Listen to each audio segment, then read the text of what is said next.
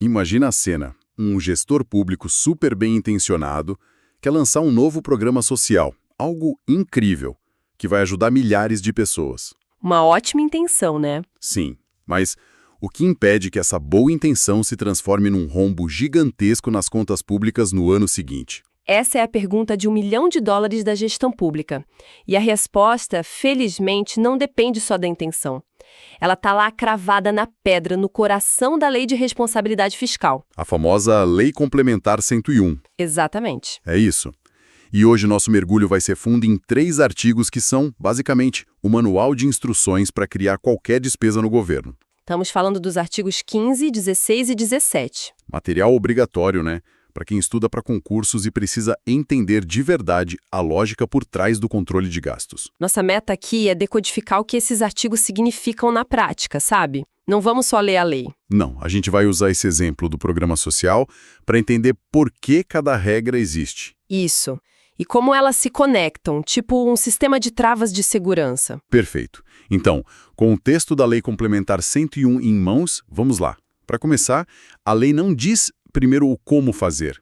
Ela começa com um aviso bem direto. Quase uma placa de cuidado, alta tensão. Exato. O que acontece se o nosso gestor simplesmente ignorar tudo e criar o programa na canetada? Aí ele esbarra de cara no artigo 15. E a lei é duríssima, vai direto ao ponto. E o que ela diz? Que qualquer despesa criada sem seguir as regras dos artigos seguintes, ela é considerada não autorizada, irregular e lesiva ao patrimônio público. Nossa, essas palavras têm um peso enorme. Lesiva ao patrimônio público soa como algo que vai parar na mesa de um promotor. Não é só um puxão de orelha. Não mesmo. Não autorizada significa que o ato é nulo, não vale. Irregular aponta uma falha grave de procedimento. E lesiva é o dano direto aos cofres. Exatamente. Isso transforma o que poderia ser um erro administrativo num ato que pode gerar responsabilização pessoal e muito severa para o gestor. Processos e tudo mais. Sim. Processos cíveis, administrativos, até criminais. O artigo 15 é o portão de entrada. Ele estabelece a consequência e dá força para todo o resto. Ok, o aviso foi dado. Então nosso gestor, agora ciente dos riscos, decide fazer tudo certo. Qual é o primeiro passo? A primeira barreira, aí a gente entra no artigo 16. Ele é a regra geral para qualquer criação, expansão ou aperfeiçoamento de ação governamental. Qualquer gasto novo, basicamente? Estimativa do impacto orçamentário financeiro. Um estudo de viabilidade, então. Mas imagino que não baste saber quanto vai custar só neste ano, né? Não, de jeito nenhum. A lei força o gestor a olhar para frente. Essas estimativas têm que cobrir o ano em que a despesa começa e, obrigatoriamente, os 2 anos seguintes. Ah, então é um planejamento de médio prazo. É um exercício de planejamento para que o impacto da decisão seja visto hoje e no futuro próximo. Ok, estudo de custos de 3 anos na mesa. Mas só isso adianta? E se o gasto não estiver alinhado com o plano geral do governo? Essa é a função do segundo requisito, a declaração do ordenador da despesa. O gestor responsável precisa assinar um documento, então? Botar o nome dele na reta? Exatamente. Atestando formalmente 2 coisas. Primeiro, que o gasto tem adequação orçamentária e financeira com a Lei Orçamentária Anual, a LOA. E a segunda? E segundo, que ele tem compatibilidade com o Plano Plurianual, o PPA, e a Lei de Diretrizes Orçamentárias, a LDO. Pronto, chegamos nas siglas que todo concurseiro ama. Então, para simplificar, adequação quer dizer que o dinheiro já está separado no orçamento daquele ano. Isso. E compatibilidade significa que o programa faz parte do plano de voo maior do governo. É isso. É a analogia perfeita. O parágrafo 1º do artigo 16 detalha isso.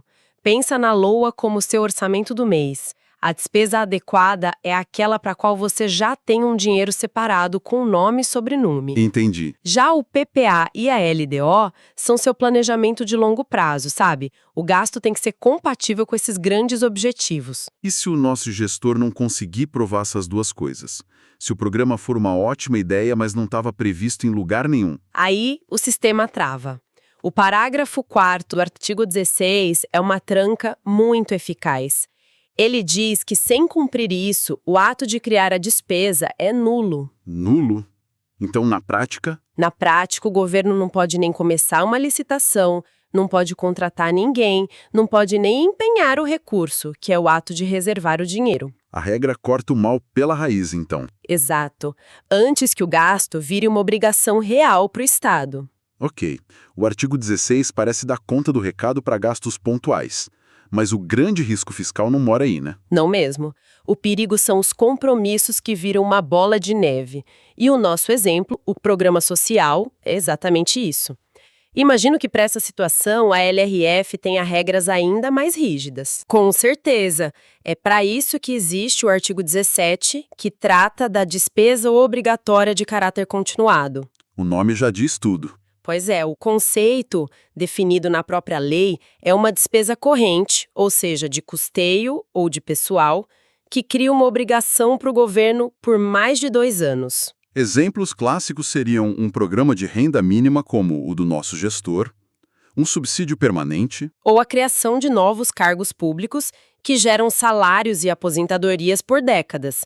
São despesas que, uma vez criadas, o governo não pode simplesmente acordar um dia e decidir não pagar mais. elas viram um direito, uma obrigação contínua. E aí o risco de desequilíbrio é imenso. Imensamente maior. E como a lei aperta o cerco nesses casos? O que mais o nosso gestor precisa fazer, além de tudo que o artigo 16 já pediu?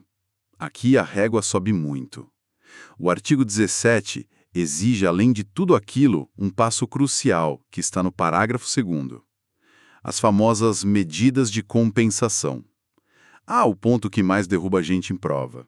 A ideia, então, é que não existe almoço grátis fiscal. Basicamente isso. Se você cria um gasto permanente, tem que mostrar de onde vem o dinheiro permanente para pagar. Essa é a lógica. É precisamente essa a lógica. A lei exige que os efeitos financeiros dessa nova despesa de longo prazo sejam compensados. E essa compensação precisa vir de um aumento permanente de receita ou de uma redução permanente de despesa. Não adianta cobrir um gasto fixo com uma receita que só vai entrar uma vez. Exato. Faz todo sentido. É como na nossa vida pessoal. Se eu assino um serviço de streaming que vai me custar R$ 50 todo mês, Certo. eu preciso ou de um aumento de R$ 50 no meu salário, que é um aumento permanente de receita, ou eu preciso cancelar outra assinatura de R$ 50. Uma redução permanente de despesa. Não dá para justificar essa nova conta dizendo que vai pagar com o bônus de fim de ano. Sua analogia é perfeita. É exatamente o que o parágrafo 3º do artigo 17 esclarece. Ele define aumento permanente de receita como algo estrutural. Aumentar a alíquota de imposto, ampliar base de cálculo, criar um novo tributo. Receita de privatização, então, não conta. Não conta porque é extraordinária. E tem mais um detalhe fundamental no parágrafo 5º. O gestor só pode começar a pagar o benefício social depois que a medida de compensação já estiver implementada. Valendo, é uma trava bem forte. Mas a lei sempre tem um exceto ser, né? Uma vírgula que muda tudo. Onde estão as exceções do artigo 17 que o pessoal que estuda precisa saber? Existem 2 exceções cruciais que estão no parágrafo 6º. A exigência das medidas de compensação não se aplica a 2 situações.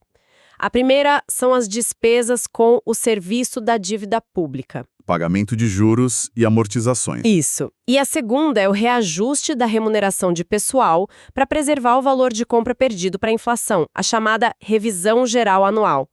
Porque a lei entende que isso não é um aumento real de despesa, é só uma manutenção. Exatamente. Certo. E tem mais alguma casca de banana nesse artigo?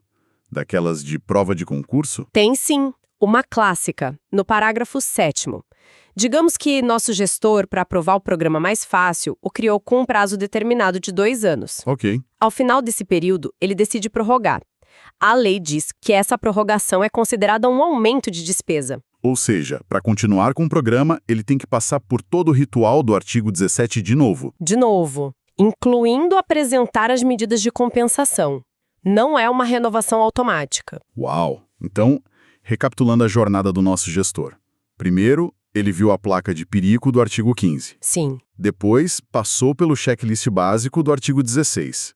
Custo de 3 anos e compatibilidade com os planos. Certo. E, como o programa dele era de longo prazo, ele bateu na muralha do artigo 17, que o forçou a responder a pergunta mais difícil de todas. Ok, mas quem vai pagar por isso e como para sempre? Exatamente essa sequência lógica. E se a gente conecta isso ao quadro geral, esses artigos não são mera burocracia. Não. Eles são a tradução prática do princípio da responsabilidade fiscal. Isso. Eles forçam o gestor a trocar o pensamento de curto prazo, muitas vezes focado no ganho político, por um planejamento de Estado. O objetivo final é garantir que as decisões de hoje não criem uma conta impagável para as futuras gerações. É um mecanismo de sustentabilidade fiscal entre gerações, no fim das contas. Isso nos leva a uma última provocação. A lei é muito clara sobre como criar novas despesas obrigatórias. Mas e depois que elas são criadas? Boa pergunta. Uma vez que um gasto de caráter continuado se incorpora ao orçamento, quais são os mecanismos para reavaliar sua eficácia, sua necessidade, como o Estado decide desligar um gasto de longo prazo que talvez já não cumpra seu objetivo? Essa é uma discussão que vai muito além do texto da lei. E entra fundo no campo da avaliação de políticas públicas, né? Fica aí uma questão para se pensar.